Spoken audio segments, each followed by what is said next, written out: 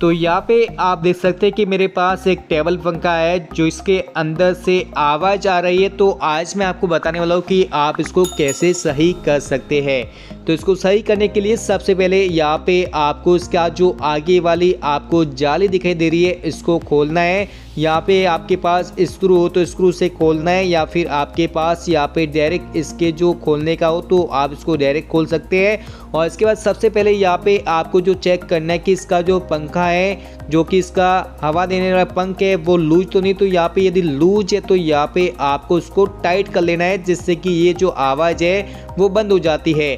और यदि आपका जो ये पंखा है, इसका जो फैन है वो सही है, तो यहाँ पे आपको क्या करना है कि इसको यहाँ पे निकालना है। और निकालने के बाद यदि इसके रबिट लूज है तो आप इसको भी यहाँ पे किसी बीड पर रख कर उसको यहाँ पे पटक के इन रबिट को टाइट कर सकते हैं। परंतु मेरा जो पंखा है इसकी सब कुछ सही है। अब इसके अंदर जो गड़बड़ है वो यहाँ पे अंदर है। तो यहाँ पे सबसे पहले यहाँ पे देखना है कि इसकी जो चाल है वो ज़्यादा है।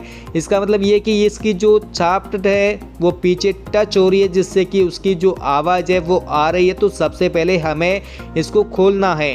तो चलिए हम इसके जो स्क्रू है, साइड में 2 स्क्रू है जो कि यहाँ पे आप देख सकते हैं। तो हमें इसको खोलना है। खोलने के लिए सबसे पहले आपको पीछे वाला जो ढक्कन है उसको खोलना है, और ये जो ऊपर वाला है इसको आप निकालना चाहते तो आप इसको उल्टा घुमा के इस प्रकार से आप इसको निकाल सकते हैं। जब यहाँ पे आप इसको निकाल देते हैं तो यहाँ पे आप इस ढक्कन को इस प्रकार से खोल सकते हैं। और इसके बाद यहाँ पे पीछे से आपको एक और पकड़ लगा के इन दोनों बोल को खोलना है। अब इसके बाद यदि आप इसके जो ढक्कन है वो खोलना चाहते हैं तो आप टेस्टर की सहायता से आप खोल सकते हैं।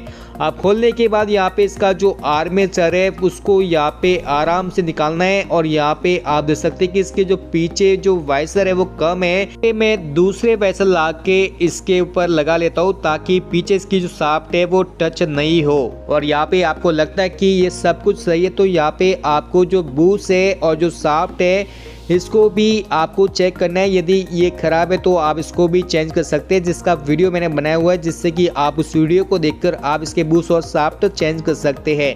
परंतु मेरा सब कुछ सही है, बस इसका जो शाफ्ट है वो पीछे टच हुई। तो यहाँ पे मैंने वाइसर दिया, उसके बाद इसको मैं फिट कर लेता हूँ। और यहाँ पे आप देख सकते हैं कि मेरा जो पंखा है वो बिल्कुल सही चल रहा है।